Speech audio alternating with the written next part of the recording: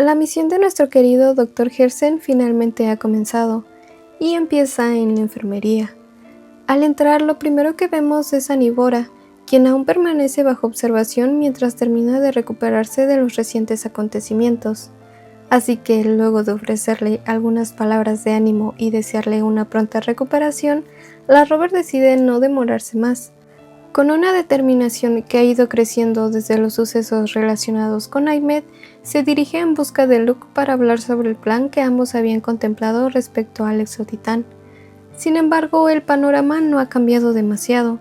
El exotitán aún no despierta, y sin él resulta imposible avanzar como tenían previsto.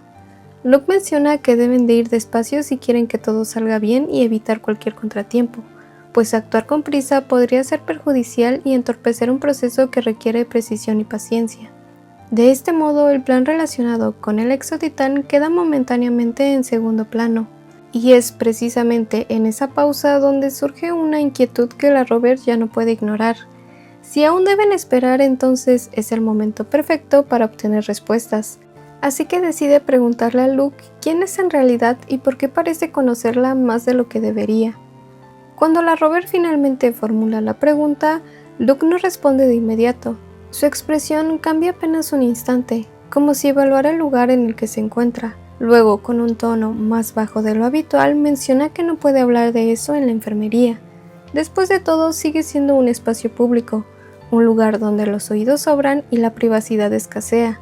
Si quiere respuestas reales, tendrá que acompañarlo a su pequeño taller, un sitio que más que laboratorio parece funcionar como su guarida personal. Una vez allí, lejos de miradas ajenas, Luke comienza con la explicación. Revela que fue la propia Rover quien lo envió a la High-Roy con la misión de vigilar cualquier actividad relacionada con los Fraxidus, pues todo apunta a que sus movimientos están ligados al trenodiano Aleph 1. Es entonces cuando menciona algo aún más inquietante, el sueño áureo, una esencia desarrollada por el grupo regenerativo Noviale, que, aunque oficialmente lleva ese nombre, también es conocida como Icor. En sus inicios, el proyecto fue concebido por su propio padre, como un tratamiento para enfermedades raras, una posible esperanza para quienes no tenían alternativas. Sin embargo, conforme avanzaron las investigaciones, aquella medicina dejó de ser simplemente un remedio, y se transformó en algo mucho más ambicioso, conocido como la droga de la evolución. Luke confiesa que él mismo fue uno de los sujetos de prueba. Fue inyectado con Icor y con todo pronóstico sobrevivió. El experimento lo convirtió en un resonador, una excepción dentro de una lista marcada mayormente por el fracaso, pues la mayoría de los candidatos no tuvo la misma suerte. Pero su supervivencia tuvo un precio. El proceso estuvo acompañado de un dolor insoportable, uno que aún parece resonar en su voz al recordarlo. Y además perdió algo que nunca recuperó, la capacidad de distinguir colores. Para él, el mundo se volvió monocromático, salvo por el dorado. Ese es el único color que todavía puede percibir con claridad. Luke continúa con su relato y nos revela que tuvo un hermano llamado Rein Hersen, aunque en realidad no eran hermanos de sangre, pues su padre los acogió tiempo atrás después de que sus propios hijos fallecieran a causa de una enfermedad rara que marcó su vida para siempre, y tanto Luke como Rein crecieron bajo el cuidado de un hombre que había conocido la pérdida demasiado cerca. Nos dice que Rein no sabía llevar el dolor, lo cargaba con una fragilidad evidente, pero también era fácil de animar. Luke recuerda que cuando los adultos le ofrecían caramelos, él no los comía, los guardaba para su hermano, porque sabía que un gesto tan pequeño podía iluminarle el día. Quizás por eso, incluso ahora, Luke conserva la costumbre de ofrecer dulces a casi cualquiera que se le cruce en su camino. Sin embargo, hubo un punto de quiebre. Un día su padre intentó algo con Rein. No entra en detalles, pero lo llama un accidente, aunque la palabra suena insuficiente para describir lo ocurrido. Desde entonces, la desconfianza comenzó a instalarse en Luke. Algo no encajaba, algo en la mirada de su padre, en sus silencios, en la manera en que evitaba ciertas respuestas. Cuando su padre falleció, la duda ya era demasiado grande para ignorarla. Impulsado por esa sospecha, Luke tomó la decisión de exhumar la tumba de su padre, y descubrió que estaba vacía. A partir de ese momento, todo dejó de ser una tragedia familiar, y se convirtió en una conspiración mucho más amplia. pues los Fráxidus se involucraron después de descubrir el verdadero potencial del Icor. Pero según Luke, no solo se limitaron a participar. El gran arquitecto tomó el lugar de su padre. En algún punto que Luke no logra precisar, el hombre quien dirigía el proyecto dejó de ser quien decía ser. No sabe cuándo ocurrió el intercambio, ni qué fue del verdadero. Solo sabe que, cuando finalmente ató los cabos, ya era demasiado tarde. Antes de concluir, añade un detalle que no parece menor. Dentro del Fráxidus, los nombres clave no son simples alias. Frolova es conocida como Hécate y Cristóforo como Aracnos. Cada nombre refleja el estilo de su portador, sus inclinaciones e incluso sus ambiciones. En ese mundo, un título puede ser una declaración de sus intenciones.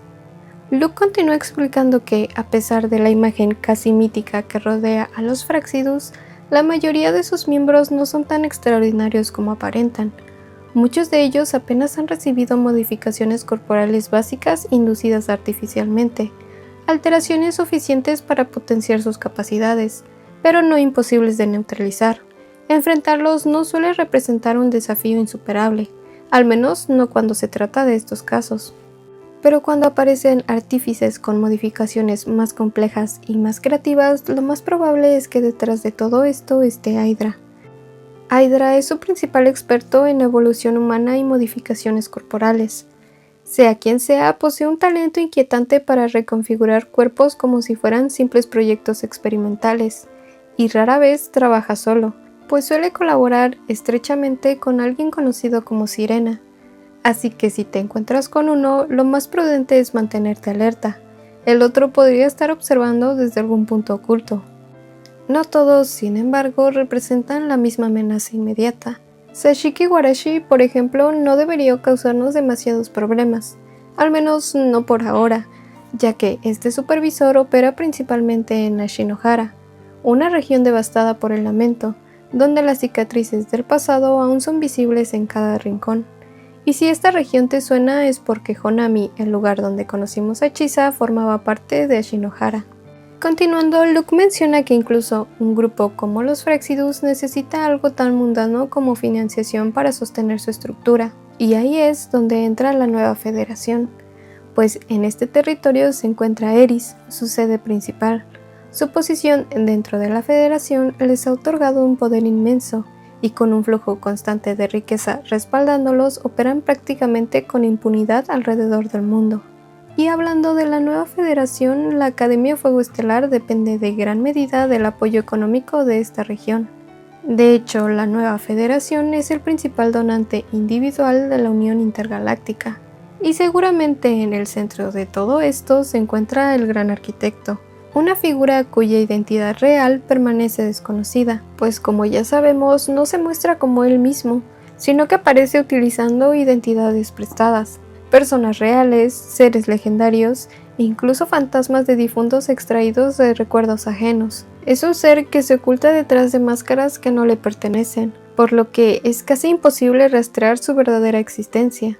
Luke añade entonces que la pluma que siempre lleva consigo no es un simple accesorio, sino que se la arrebató al gran arquitecto durante un incendio. Esta pluma tiene grabados que aún no ha logrado descifrar, símbolos que parecen demasiado antiguos para pertenecer a una organización moderna, por lo que Luke está convencido de que el gran arquitecto ha existido desde hace mucho tiempo. Y si no fuera porque la Rover le pidió que viajara a la High Roy para vigilar los movimientos relacionados con Alep 1, probablemente habría continuado siguiendo esa pista por su cuenta. Sin embargo, gran parte de la información que ahora posee la obtuvo infiltrándose entre ellos, arriesgándose a convertirse en una sombra dentro de un sistema que no perdona errores. Es entonces cuando la Rover, después de escuchar todo aquello, rompe el silencio con una pregunta que no suena acusatoria, pero sí profundamente honesta. ¿Cómo puede un doctor que no valora su propia vida salvarla de otros? La cuestión no es ligera. Luke ha pasado años moviéndose entre riesgos, conspiraciones y fuego cruzado, persiguiendo respuestas como si su existencia misma fuera prescindible, y quizás lo era, al menos para él.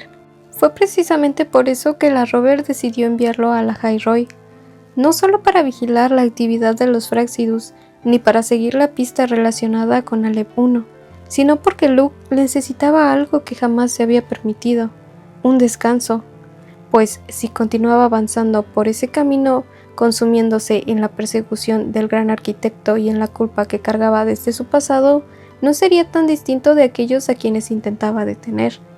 La Highroyd ofrecía algo diferente: estudiantes brillantes y apasionados, una atmósfera académica vibrante y sobre todo esa nieve blanca y pura que parecía cubrirlo todo con una calma casi irreal.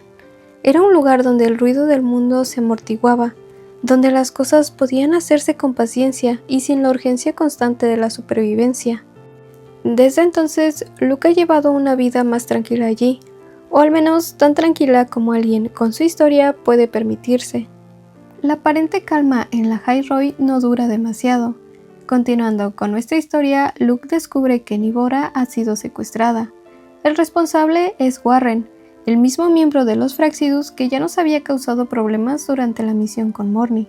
Esta vez, sin embargo, sus acciones no responden únicamente a iniciativa propia, pues llevó a Nivora hasta el Arca Celeste a petición de alguien más, y a cambio le prometieron liberarlo de su condena en la Highroyd después de haber sido declarado culpable. Luke logra interceptarlo. La confrontación es rápida y directa. Consigue detenerlo, pero Nivora resulta herida en el proceso, por lo que primero se acerca para asegurarse de que ella esté consciente y de que su estado no sea crítico. Luego le da la espalda por un momento para ir a inspeccionar a Warren, que yace inconsciente en el suelo. Es entonces cuando todo se revela. Nivora, aprovechando el descuido, toma el arma con la que Warren la había estado apuntando y ahora la dirige hacia Luke, pero él ya lo había previsto. Se mueve antes de que el disparo alcance su objetivo. Sin embargo, la bala impacta en Warren. Lo que sigue es una pelea abierta. Luke responde, dispara y logra acertar. Por un momento parece haber terminado, pero Nivora vuelve a levantarse, no como alguien que acaba de recibir un impacto, sino como si nada hubiera ocurrido, sin dolor, sin debilidad, sin rastro de la herida, y entonces revela la verdad que nosotros ya habíamos sospechado. Ella no es Nivora, sino que se trata más bien del gran arquitecto. En ese instante llega la Rover, brindando apoyo a Luke, pero incluso entre los dos la escena resulta desconcertante. Vuelven a herirlo, vuelven a derribarlo, y una vez más el cuerpo se reincorpora como si las lesiones jamás hubieran existido, como si las heridas causadas por dos resonadores no fueran más que una molestia pasajera. Entonces comprendemos el verdadero motivo de su aparición. El gran arquitecto había venido por la pluma, la misma que Luke le arrebató hace tiempo. Esta vez, sin embargo, recupera lo que considera suyo, arrancándosela sin dificultad, y antes de retirarse decide dejarnos lo que él mismo llama 2 premios. El primero es una pista. Durante la próxima celebración del nuevo sol, entre todos los estudiantes se encuentra un miembro de los Fráxidus. Según él, es un ganar-ganar, pues si logramos descubrirlo, demostraremos que esa pieza nunca tuvo lo necesario para participar en su juego, y un elemento defectuoso no le resulta útil. El segundo premio se encuentra en la sala de datos del Arca Celeste. Antes de marcharse, nos revela que fue él quien nos condujo hasta el lugar donde encontramos la grabación de la rover cayendo desde el mar etérico. Quizás no fue por necesidad estratégica, sino por simple entretenimiento. Quería observar nuestra expresión al descubrir aquella añoranza que teníamos por nuestro hogar perdido. Quería disfrutar o burlarse del momento exacto en que comprendíamos lo que habíamos dejado atrás. Al terminar su explicación, el gran arquitecto simplemente se marchó, dejando tras de sí, como siempre, más preguntas que respuestas. Decidimos ir por el segundo premio que mencionó el gran arquitecto, así que nos dirigimos a la sala de datos. Allí encontramos los archivos del personal de la estación espacial, y entre todos ellos aparece el registro de una erudita llamada Wei Jing. Según los documentos, ingresó a la estación aproximadamente en la misma época en la que el Arca Celeste descubrió las gotas del mar etérico. Al revisar los registros con más detenimiento, encontramos algo inquietante. Los caracteres de su nombre coinciden con las letras desgastadas que estaban grabadas en la pluma que el gran arquitecto recuperó de Luke. Esto nos lleva a una conclusión difícil de ignorar. Aquella erudita podría ser, en realidad, el propio arquitecto. De ser así, significaría que este ser de identidad cambiante e imposible de rastrear ha estado en Solaris durante muchísimo tiempo. No sabemos si incluso más tiempo que la propia Rover, pero sin duda lleva aquí mucho más de lo que imaginábamos. Este individuo de 1000 rostros parece estar conduciéndonos poco a poco hacia la antigua Solaris. Luke añade que, según los registros, el proyecto relacionado con el mar etérico había permanecido estancado durante años por falta de financiación. Sin embargo, todo cambió cuando Wei Jing se unió al proyecto. Su intervención influyó directamente en la decisión de la corte Jiting de continuar con la investigación. Aún así, los archivos del sistema siguen teniendo grandes vacíos sobre ella. No hay información sobre su lugar de nacimiento, ni su historial laboral, ni su formación académica. Lo único que parece claro es que por aquel entonces Wei Jing mostraba un enorme interés tanto en la corte Jiting como en el propio proyecto del mar etérico, lo que probablemente fue lo que la llevó hasta el Arca Celeste, por lo que todo indica que Wei Jing ya estaba interesada en el mar etérico incluso antes de que éste comenzara a expandirse por todo el planeta.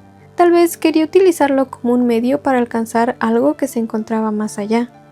Debido a su estrecha relación con la corte Jiting, Luke sugiere que deberíamos visitar Mingzhou, un lugar donde la corte estuvo activa durante mucho tiempo. Además, existe un rumor persistente sobre una ciudad construida siguiendo las directrices de la propia corte Jiting. Si ese rumor es cierto, podría contener pistas importantes. Luke también comparte una inquietante especulación sobre el día en que Aymed murió. Aquella vez cuando el Overclock y su resonancia con el Exotitán la llevaron a enfrentarse con el Trenodiano, la Academia detectó grietas en el sello que contenían a esta entidad en las profundidades del bosque Biart. El daño parecía haber sido causado deliberadamente. Por eso Luke sospecha que fue el propio Gran Arquitecto quien debilitó el sello, provocando indirectamente la tragedia que terminó con la vida de Aymed. Después de toda esta información, Luke nos invita a salir a tomar un poco de aire fresco para despejar la mente. Allí, rodeada por el silencio de la nieve, la Rover no puede evitar cuestionarse si tomó la decisión correcta en el pasado. Todavía no comprende por qué eligió borrar sus propios recuerdos, pues aquella decisión le hizo perder el control de demasiadas cosas, y también olvidó a demasiadas personas, a quienes ya conoce y a quienes aún no recuerda todavía. Involucró a todos en su gran plan para salvar al mundo, y sin embargo, cuando más la necesitaban, ni siquiera estuvo allí para ellos. Luke intenta animarla, le recuerda que, a pesar de todo, sigue siendo la misma persona, la misma que siempre fue capaz de mantenerse firme incluso en los momentos más difíciles, la misma que inspira esperanza en los demás. Si tantas personas han regresado a su lado después de tanto tiempo separados, no solo es porque la ven como su salvadora, sino porque siempre supo mantenerse fiel a sí misma. Y además no luchan únicamente por ella, luchan por Solaris, por un sueño que todos comparten. Es entonces cuando descubrimos algo más sobre Luke. Según entiendo, su hermano Rain aún sigue con vida, aunque permanece en una especie de coma del que aún no ha despertado. Y ya para finalizar, se nos revela una promesa que la Rover le hizo a Luke hace mucho tiempo. Then we'll make a promise, Luke. We'll see each other again next winter. You'll open your eyes, and I'll be standing right here, just like today. Así pues, con esto concluimos este interludio. La verdad, disfruté muchísimo esta historia. A pesar de ser bastante corta, tiene momentos muy interesantes y llenos de lore. Aunque si les soy sincera, sí esperaba que nos contaran un poquito más sobre el pasado de Luke. Quizás todavía no quieren revelar demasiado, pero siendo un personaje tan importante, seguramente retomarán su historia más adelante. Recuerda suscribirte y dejarme en los comentarios qué fue lo que más te atrapó de este pequeño interludio. Muchas gracias como siempre por acompañarme en este viaje. Nos encontraremos en nuestro próximo destino.